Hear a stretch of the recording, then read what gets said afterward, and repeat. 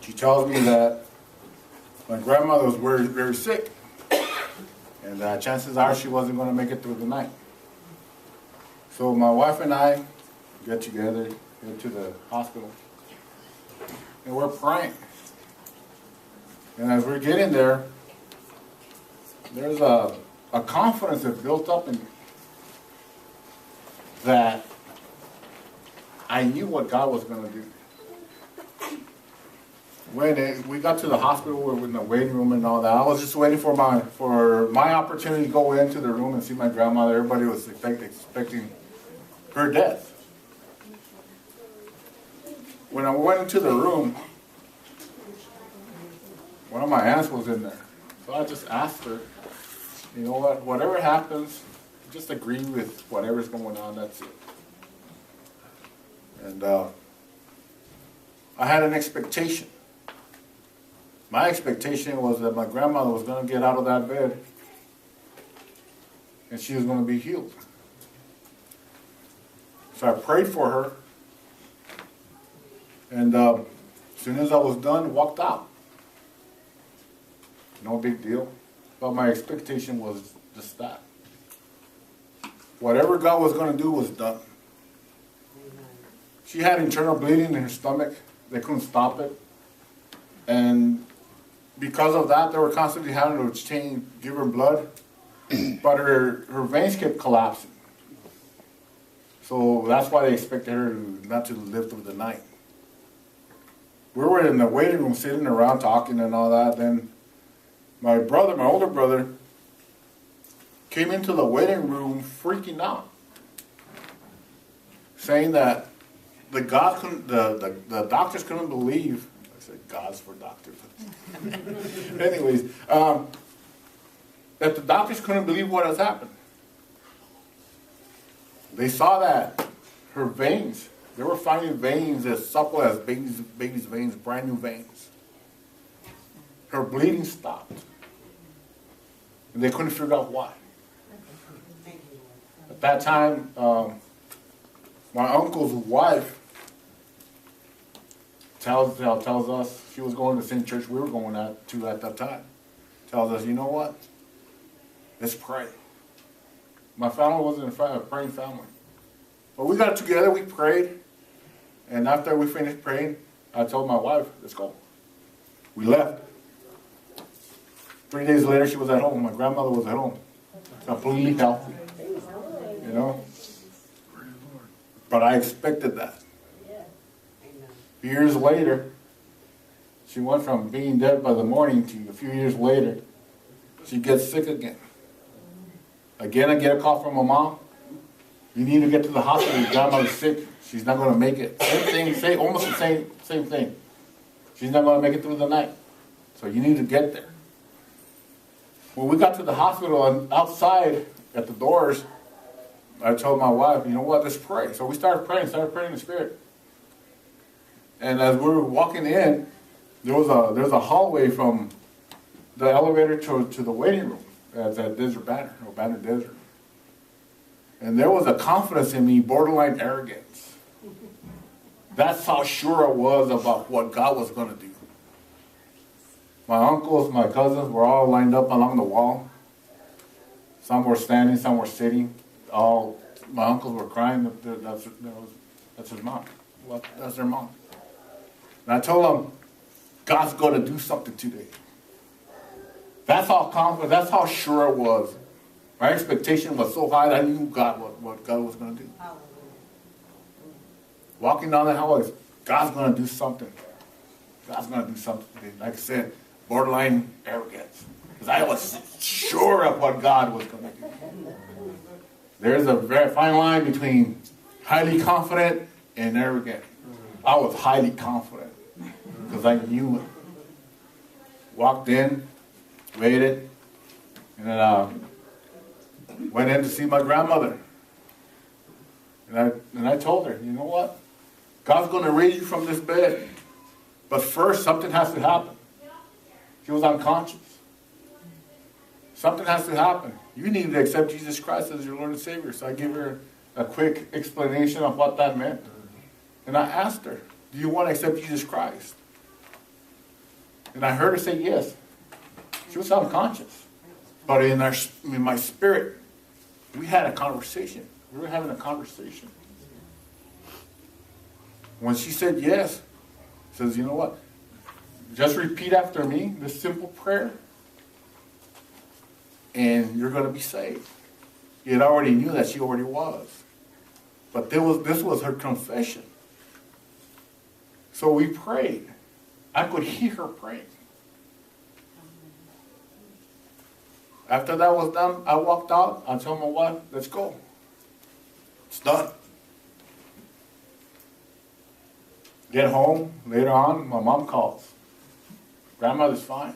3 days later, she gets home again. Every time, 3 days. She was at home.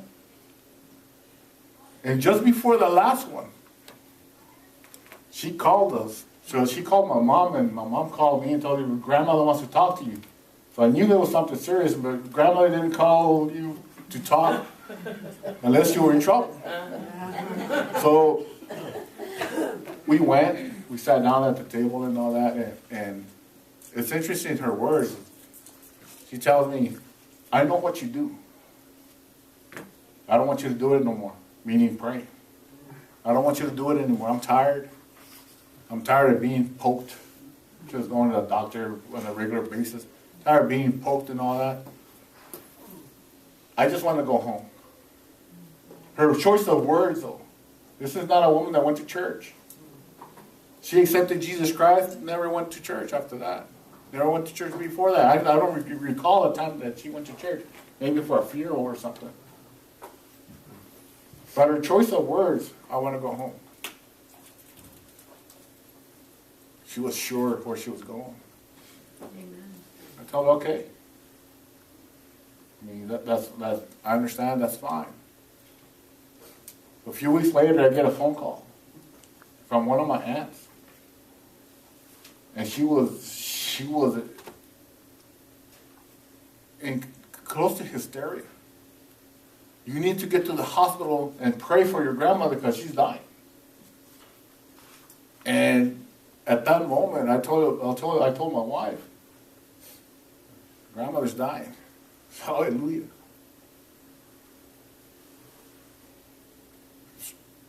Maybe a strange choice of words, but I said hallelujah. I started praying, Lord, finally. She's going to go home.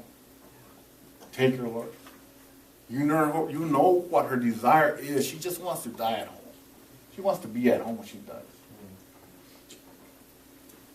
Whatever you have to do, but give her the desires of her heart, Lord.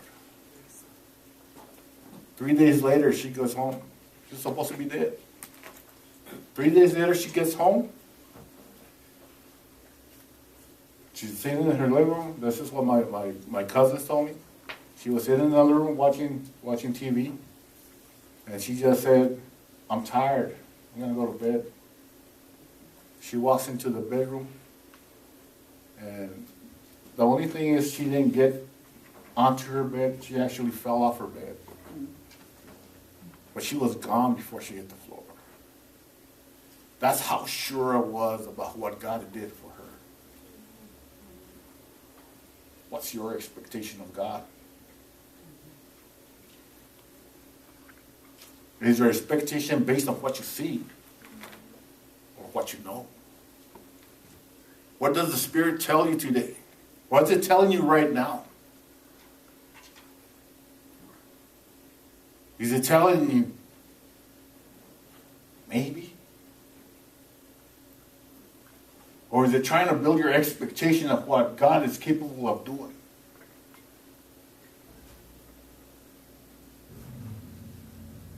Just before Jesus Christ died, this being the Easter season, Resurrection Sunday season, Passion Week coming in a couple of weeks, whatever you want to call it. I've always called it Easter. That's how I grew up. It's hard to get away from that. And I understand the resurrection, the wording of all that. But on the cross, when he was finishing up, at the moment he said, it is finished, God tore the veil that separated us from him. Tore it. From top to bottom. That's in Mark 15:38, if you want to look at it. Right after it said, it is finished. He ripped it.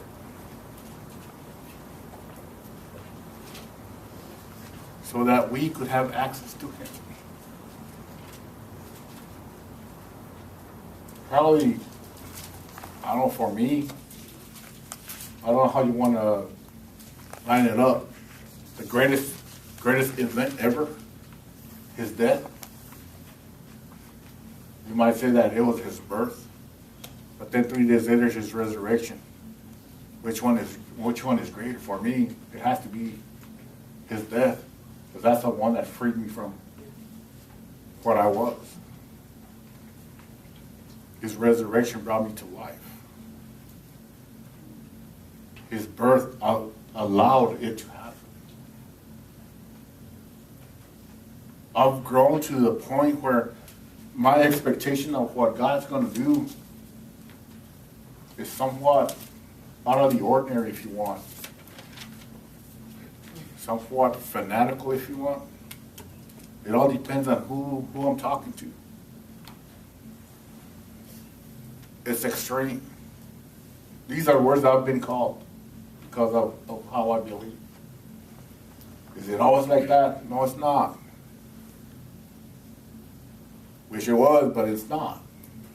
There's times where I doubt more than anybody else.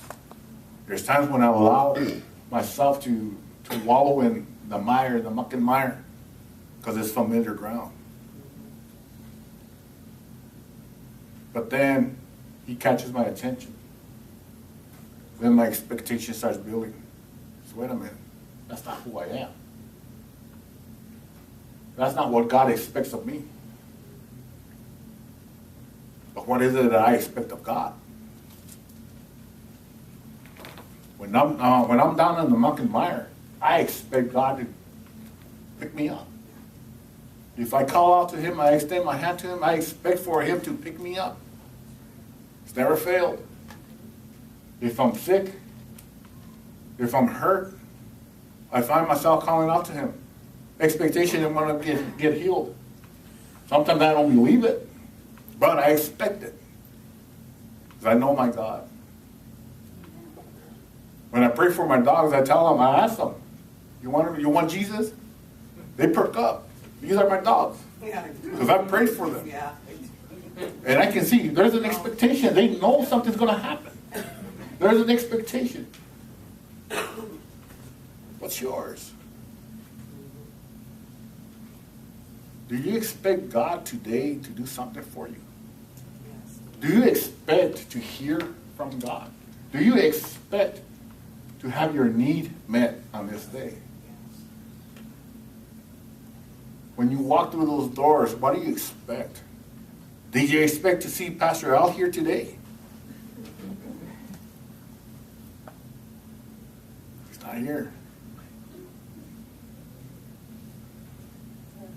It could be anybody behind this pulpit. The expectations should be the same. I'm going to hear from God, and God's going to meet my need, whatever that might be, and God's going to do whatever he's going to do for me, because that's what I expect of him. Amen. Because I can go to him. He's the one that tore that veil to allow us to come into him, into his presence. Amen. But we keep looking with our natural eyes. We have to learn to see with the spiritual eyes. In 1 Corinthians chapter 2, verse 9, it says, Eye has not seen nor ear heard, nor have entered into the heart of man the things which God has prepared for those who love him. The things which God has prepared for those who love him. But God has revealed them to us through his Spirit. Yes. For the Spirit searches all things, yes, the deep things of God. The deep things are God that are within us. Don't shortchange yourself. Don't shortchange what you know of God. But God himself is in you. The Holy Spirit himself teaches you. Jesus Christ himself allows you and gives you the authority to call upon him. For what man knows the things of a man except the spirit of man, which is in him? Even so, no one knows the things of God except the Spirit of God. Now we have received not the spirit of the world, but the Spirit who is from God. Amen. Hallelujah. There should be an expectation in you because the Spirit is in you. If you've been baptized by the Holy Spirit, the Spirit is upon you. But the whole of who God is lives within us. So it should be a simple thing to expect God to meet whatever needs you need. That's right. If you love him,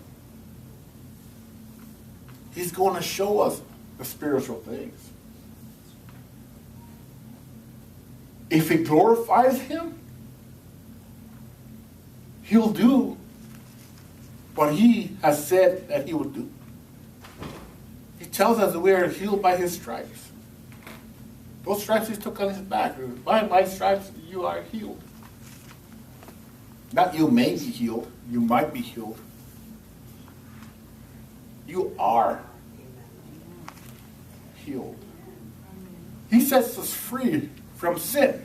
He sets us free from death. He gives us life.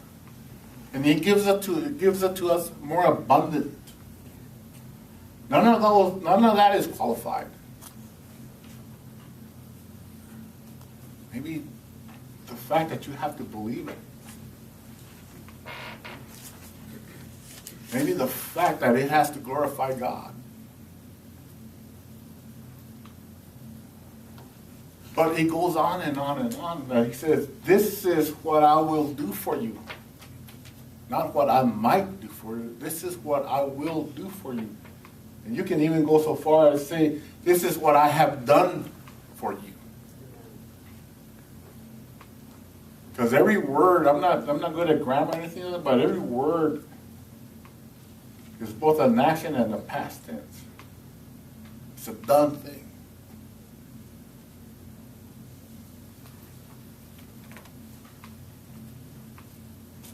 But our expectations are based on things that aren't real. We may live 70, 80 years, maybe 90 years, maybe 100 years.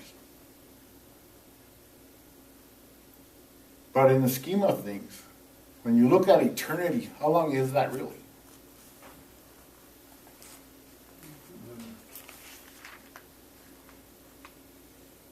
Like a wisp of smoke, the word says.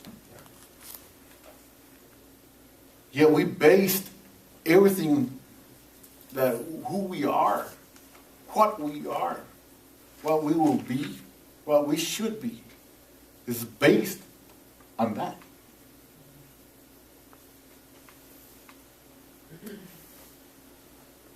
Yet in the Spirit, we are eternal. We are forever.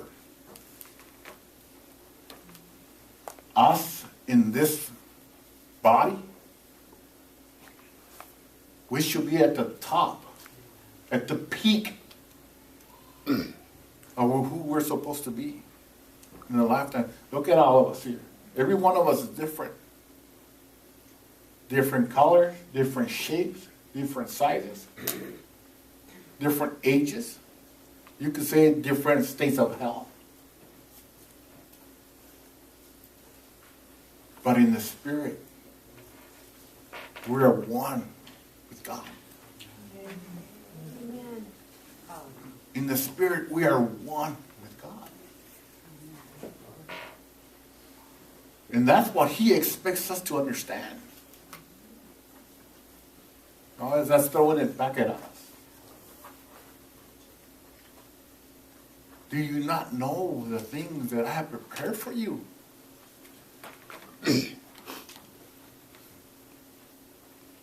Tells us you have long life. And it goes on and on and on and on and on. What is your expectation? What is your expectation of life? Of this life? Of this time? Of today? Of God? We have them in a little box. Because he's easy to control in that little box. When I need them, I take them off the shelf. God, this is what I need today. But don't disrupt what I'm trying to do, what I want to do, how I'm living my life. But this is what I need. Just give me that little bit that I need. And once I have it, get back in your box because I need to put you back. And I'll call you when I need you again. Our expectation should be us being before Him every single moment. And we actually are. Because He's in us. Everywhere we go, He's with us. You know, I was watching the news this week, and I saw something that normally doesn't make me angry. But this one, for whatever reason, did. Little 10-year girl gets shot for whatever reason. Don't know the young man's state of mind. Don't know what he's thinking. Whatever the reason.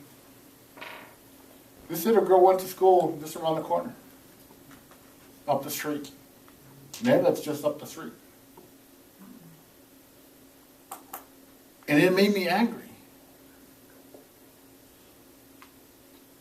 And when they found the pickup, I was flipping channels trying to get more information on that.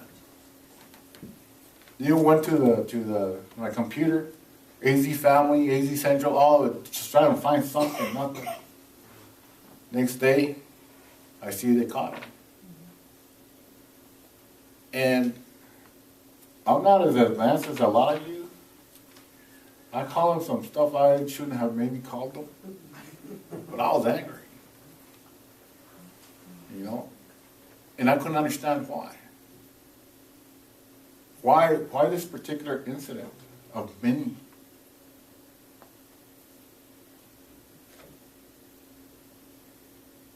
I don't know, maybe in a small way it affected my son. Because, what is it, her sister? Mm-hmm. Her sister goes to the same school where my son teaches. Maybe that was it. The fact that it affected those kids that he's around. I don't know. It just made me angry.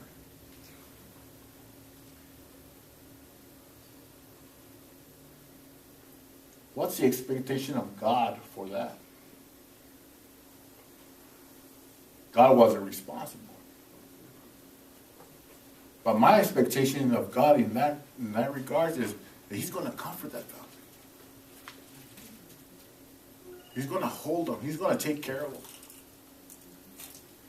Through this time, as hard, as difficult, as painful, can't even imagine.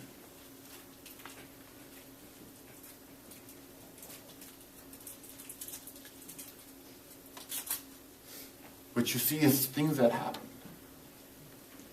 If we look at the natural and stay there, all we see is the negative, the bad of it. We see people trying to come to a country that was established on principles of mission.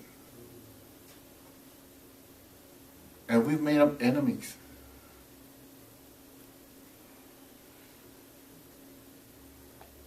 It's interesting that our sister Deanna, her husband was in the military, in the Navy. So there's war. She's made a comment. There's wars because how are these people going to find Christ?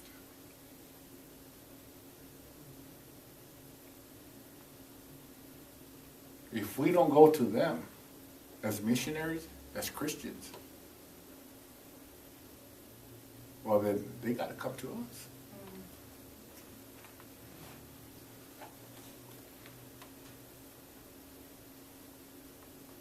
In the natural, we see an invasion.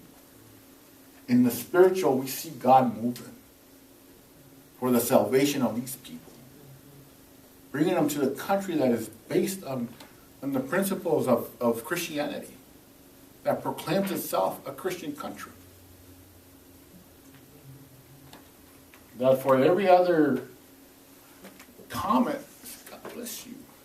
God bless you. God bless you. For it that God bless you in this.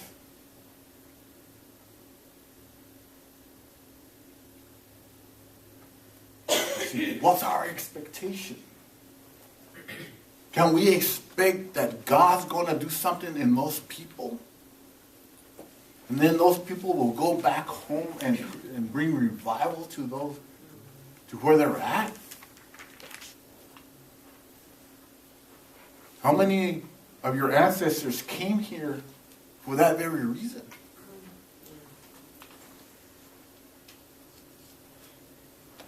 You see, I have a great-grandfather that was Spanish. He came here for a reason. Yet the rest of my family, my ancestors, were from here. You're native to the Americas. When I hear stuff about America, you start qualifying it. Well, there's America according to the Americas. There's the Europeans according to the European countries. The Asians according to the Asian countries. And so on and so forth. What's the sense? As Christians, what's the sense? We are one body. We belong to one God. That's who we serve.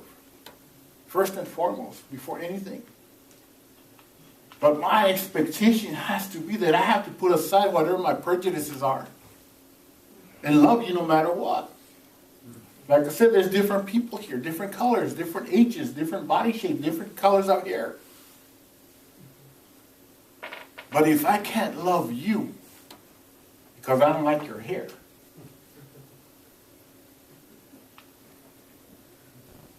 then how dare me call myself a Christian? You see, because when he tore that veil, he allowed me to step in. He allowed me to be so close to him, to be face to face and not die. On Mount Zion, when God told Moses, I'm going to show myself to my people, he still covered himself in the cloud because he knew what his presence was going to do. And the people turned and said, tell him to get away from us, go away from us, because we're afraid.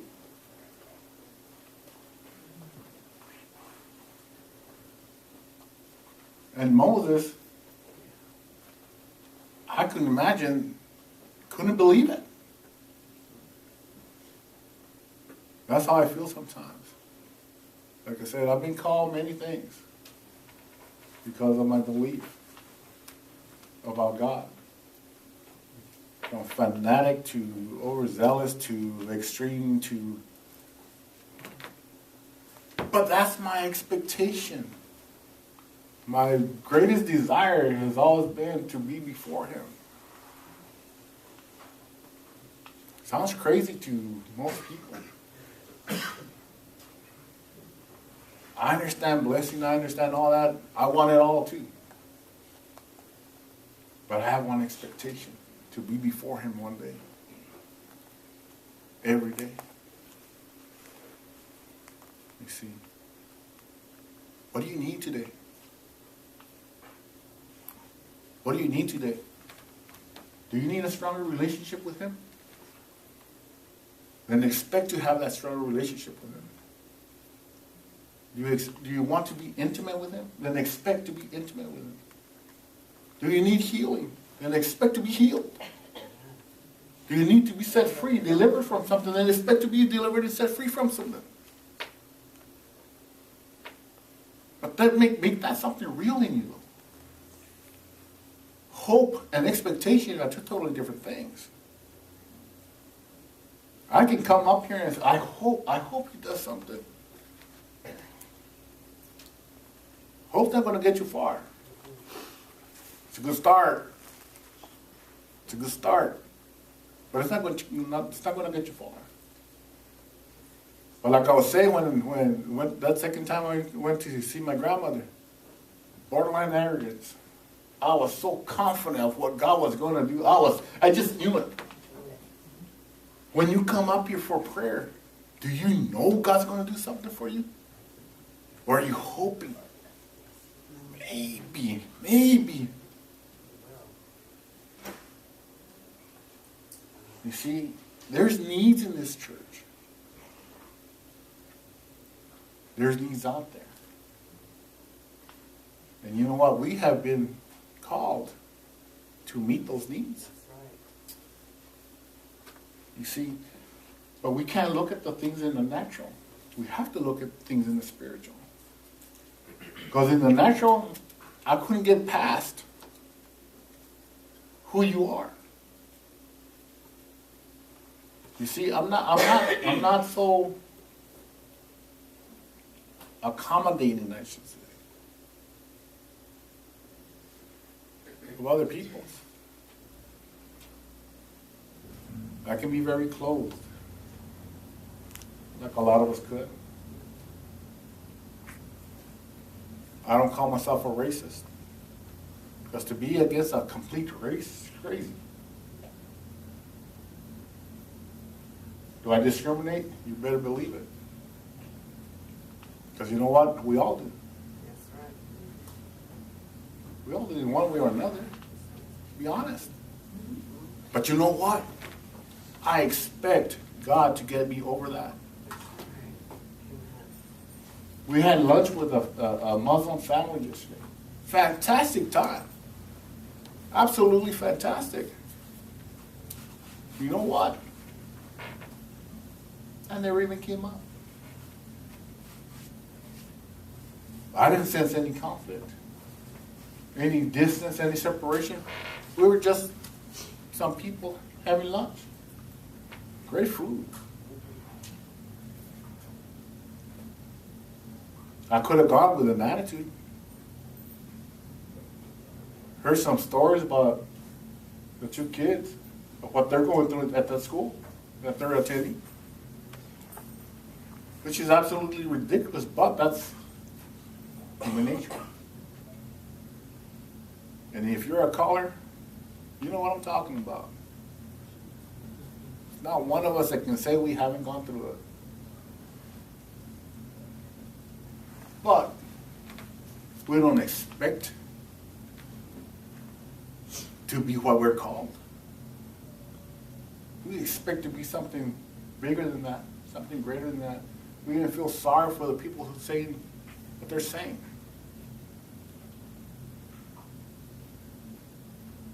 We cannot feel sorry for ourselves. If you're hurting today, you cannot feel sorry for yourself. If you missed it, you can't feel sorry for yourself. Expect to get back to God. Amen. You see? In Matthew 11:27, I do have some scriptures.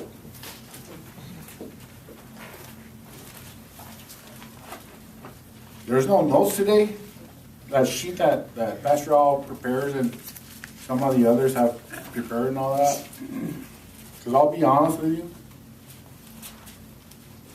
I have an idea what I'm going to say, but I have no idea what I'm going to say. Because if the Spirit doesn't speak, there's no sense of me being up here. I could write out a speech, give it, and you'd be impressed. I can write. Don't know grammar, don't know all that stuff, but I can write. But what good does that do if the Spirit doesn't speak today? And I believe the Spirit's speaking today. Somebody has to and needed to hear this. You need to build up your expectations. You have a need that's way beyond anything that you can even imagine it being taken care of. But if you expect God to take care of it, then God's going to be glorified in it. Then let God meet that expectation. Amen. I can't. You have to let God meet that expectation. If you can believe and expect, God, you know what, God? You said. I've done that many times. God, you said, not me, you said it. You told me this is what you were going to do for me.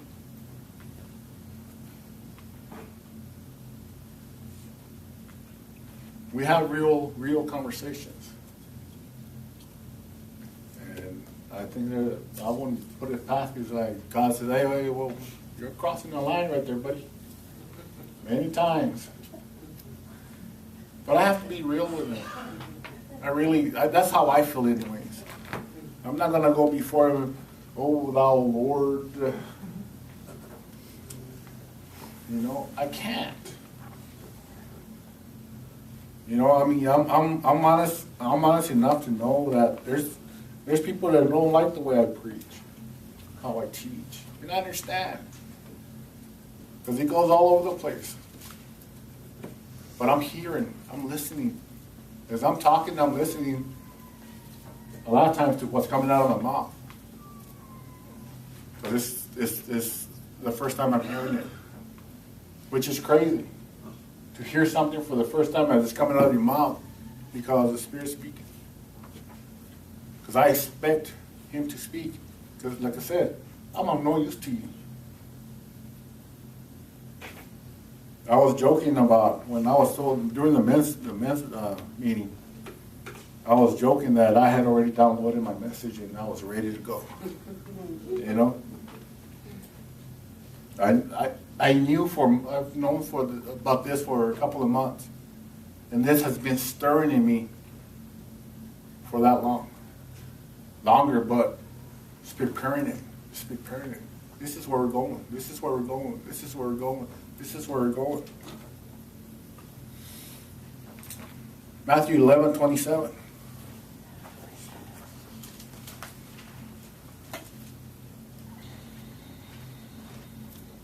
I'm going to start with 25. Jesus answers says, I thank you, Lord. I thank you, Father, Lord of heaven and earth, that you have hidden these things from the wise and prudent and have revealed them to babes. I'm not wise by no means. And prudent, I wish I was a little bit more of that. But I try to come to him like a babe. And I'll be the first one to say, I don't know nothing. Or anything proper. I've never been able to memorize. That's why I don't know math. That's why I don't know grammar. Anything that has rules or for that kind of stuff, I've never been able to memorize. My mom was a teacher. And I think it was frustrating for her because I made a decision, you know what, I love to learn. And I would go to class. But once I got bored, once it got into those rules and formulas and all that, I was done. I was out of there. But tell me what time and what day that test was. I'd walk in, take it, get an A or B, walk out.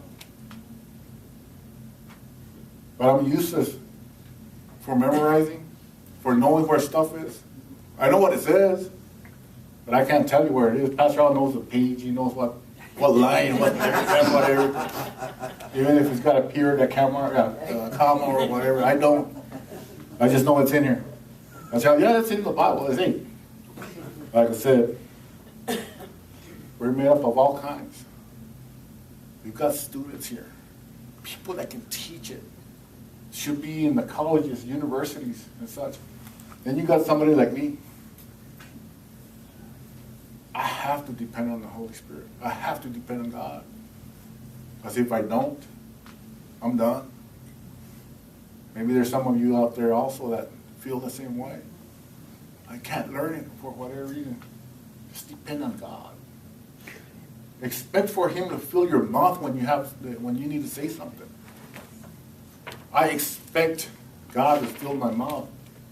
Because my prayer is always the same thing. Lord, I'm just your instrument. I'm just your mouthpiece. If you don't put nothing in my mouth, then nothing's going to be said. Even so, Father, for so it seemed good in your sight. All things have been delivered to me by my Father, and no one knows the Son except the Father, nor does anyone know the Father except the Son, and the one to whom the Son wills to reveal Him. The one,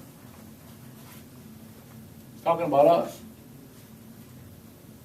Nor does anyone know the Father except the Son, and the one to whom the Son wills to reveal to Him. He is revealing His Father to us right now. Thank you, Lord. Every moment, if you pay attention, He's revealing the Father to us. Went to Globe a couple of weeks, never been there. Beautiful place. Mountains and all that, covered in flowers. I missed that.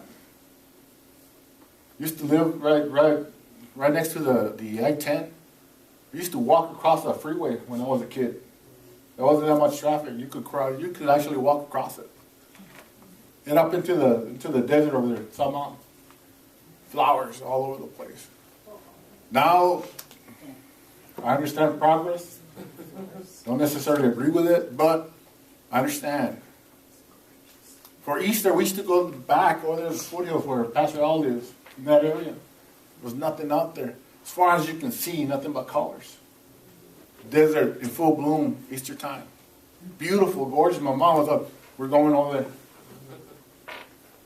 Now, anyways.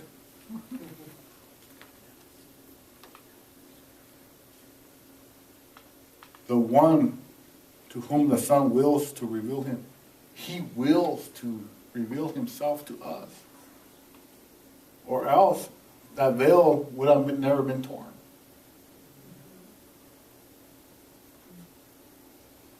He tells us, come. He tells us, come. But if you do come, you're coming for what? To see if maybe something happens. Or with the expectation that something will happen. We've been seeing it. Things have been happening in this church. We were talking about it in the meeting this morning. Because a decision has been made to get ourselves out of our comfort. Get out of our little walls, if you want. Different little things. But at the end of the day, it came down to the leaders deciding, you know what? We're not going to continue like we've been.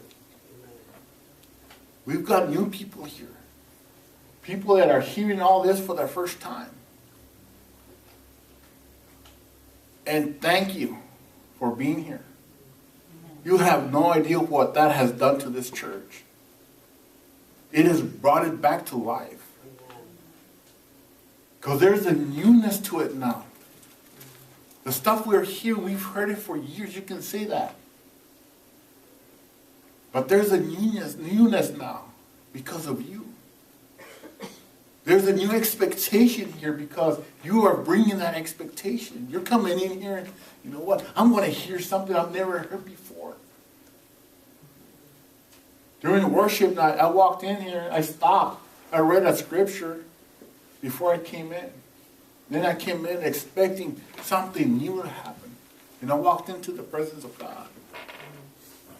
That happens the third Saturday of the month. 6 o'clock. And I walked right into it. But I expected to walk into it. Because that's why I came. And you folks are creating that here now. For us, the ones that have been here 28 years. And I've asked multiple times, I've asked in our meetings, have I been here too long? And I've gone so far as to, am I even relevant here anymore? That's how long I've been here. I keep hearing, no, you're fine, don't worry about it.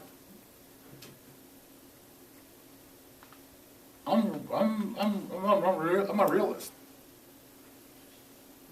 I look at the reality of where I'm at.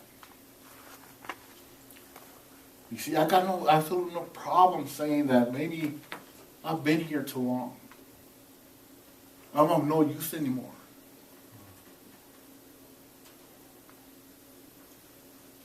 But you know what? Like I said, all you folks haven't been here 20, 15, 10 years. You've brought back life to me. And I thank you for it. I thank you for it. You have no idea. You have no idea. This has been stirring because of that in me. What are you expecting? What am I expecting? I expect God to move today. I expect God to meet whatever it is that you need. That's right, amen. I expect God to do something for each one of us. I expect God to fulfill what He's saying.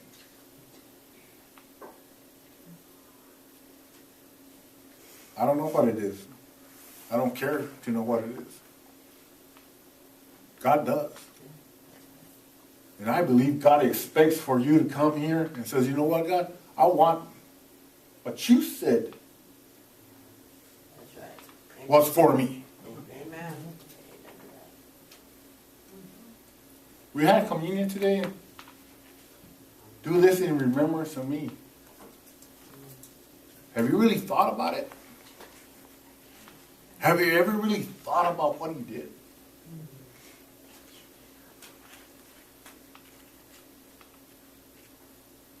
I grew up in a different denomination. And I learned all this. And, you think you know. You think you know what you know. I worked hard to pass the test to do my first communion. I worked hard. I almost blew it during the confession, though. Because you gotta confess before you can take communion. So we go into a little room. The priest was there, Father. I can't remember his last name. I know he was Father Kelly. Old Irish priest. And, you see the movies and all that, the stereotypical Irish priest. That was it. Fantastic teacher and all that. Went in there and told me I needed to confess.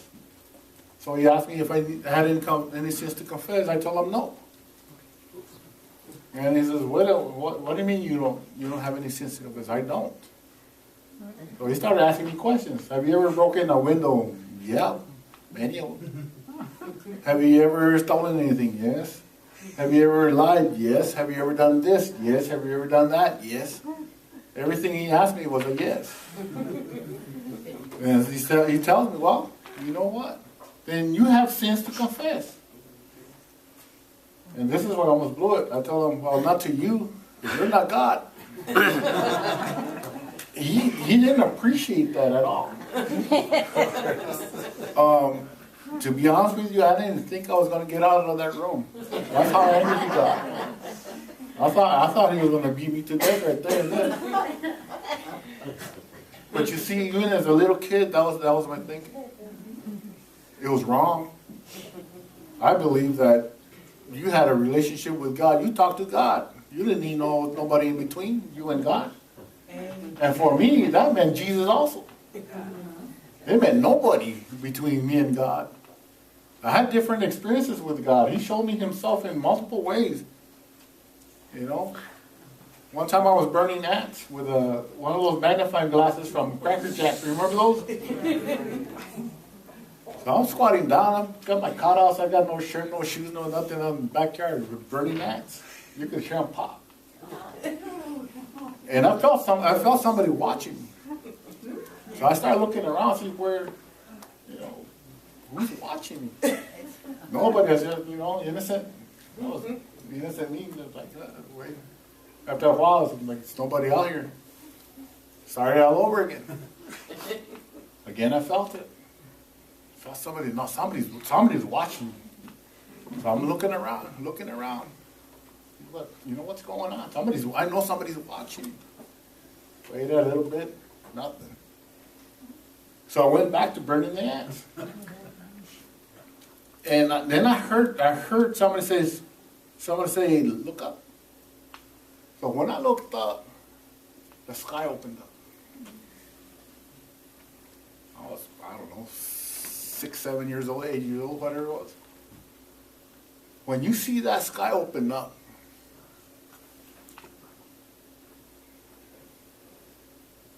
and you know God is right there.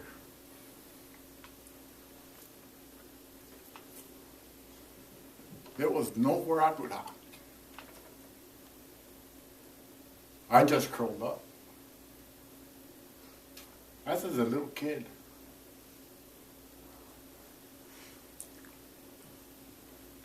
And that's always been my thing. I've always just wanted, I've even told him, I don't care if I die. I don't care if you kill me. It's happened a couple other times.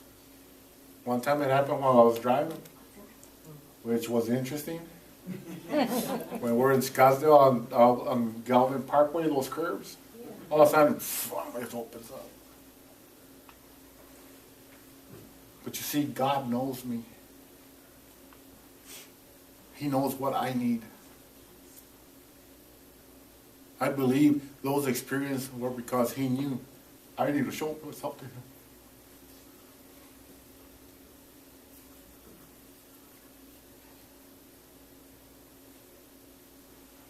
He wants to show himself to you today. But what are you going to expect of him? Are you going to expect him to actually show up for you?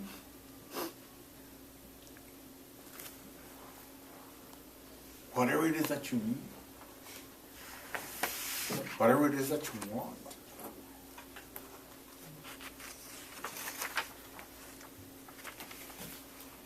where are you?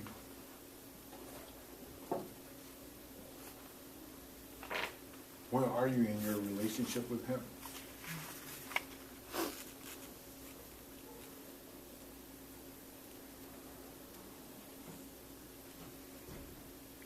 Do you dare to reach out your hand to him and take hold of him right now where you're at?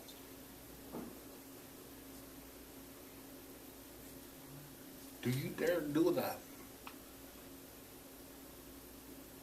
Just reach out. Reach out and take hold of him.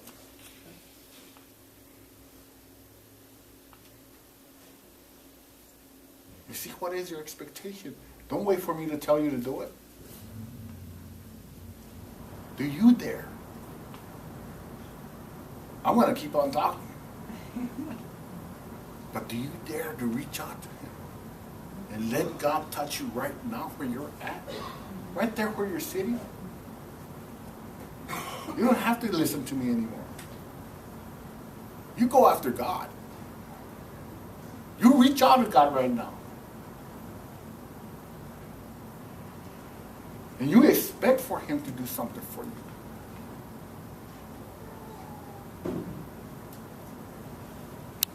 You expect it.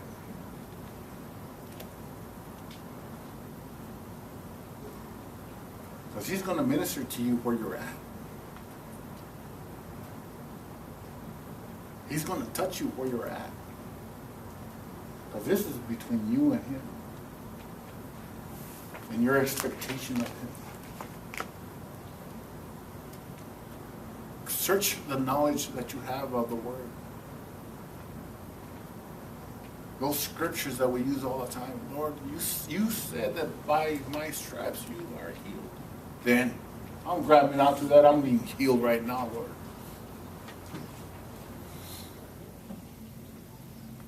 You told me to come to you and that you would give me rest. And I'm coming to you, Lord, because I need rest.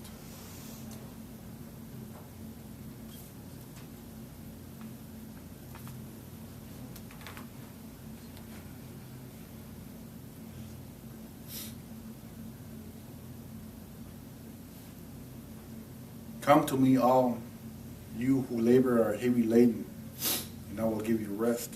Take my yoke upon you and learn from me.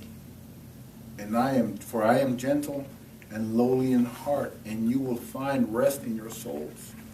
For my yoke is easy and my burden is light. That's Matthew 11:28 and 29 and 30.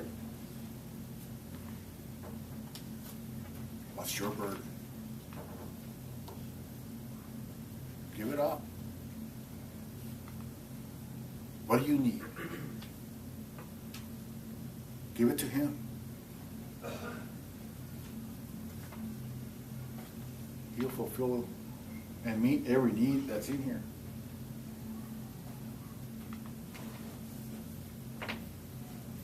One of the things when my grandma, the things that happened with my grandma, I told everybody about, man, I was glorifying God. God did this. Because they were saying, Peter, if you wouldn't have, no, this was God. This was God that did this. Man, I was glorifying God because I knew it was him. I knew it. It's like today. I know God's doing something right now. I know people are getting healed. I know people are getting set free. Be it here or out there. Because you see, it's got nothing to do with me. But I've come to know my God. I've come to know what he's capable of. I've come to know what he's willing to do. And that's anything and everything that you need, that I need, you'll ever need. He'll meet that need. Amen. He'll meet that need. So take hold of it for yourselves.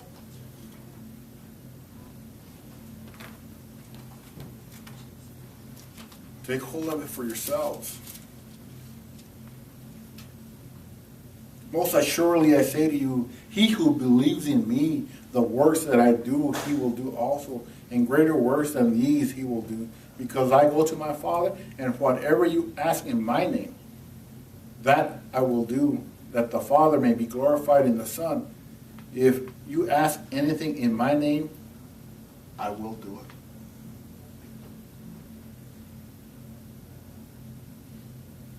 I will do it. God's going to do it. Jesus is going to do it. I will do it. What do you dare to ask of him today?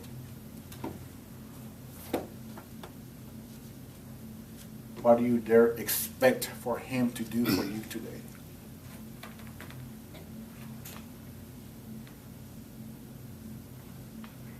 It's based on your expectation of God, not on mine.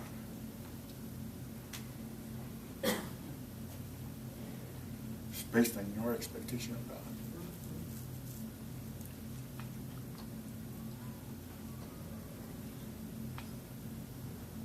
So, with that, we'll close. And Whenever you need it, he's back. When you think of it, you reach out your hand to him. And you expect for him to touch you. You expect him to touch you. We're not going to pray today.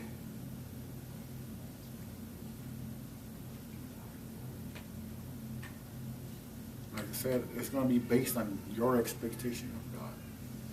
And you reaching out. Just reach out your hand. Take hold of